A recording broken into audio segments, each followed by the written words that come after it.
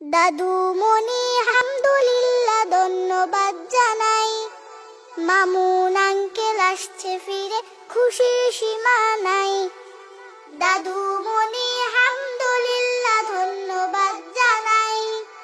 Mamun uncle আসছে ফিরে, খুশির সীমা নাই। মামুন আঙ্কেল আসছে ফিরে, খুশির সীমা নাই। 3টি বছর কারাগারে রেখেছিলে তাকে, কত কষ্ট হয়েছে তার শুনলে খারাপ লাগে। 3টি বছর কারাগারে রেখেছিলে তাকে, কত কষ্ট হয়েছে তার শুনলে খারাপ লাগে। আজকে দাদু ঈদের হাসি হাসছে জিমাম ভাই। আজকে দাদু ঈদের হাসি হাসছে ছোট ভাই। মামুন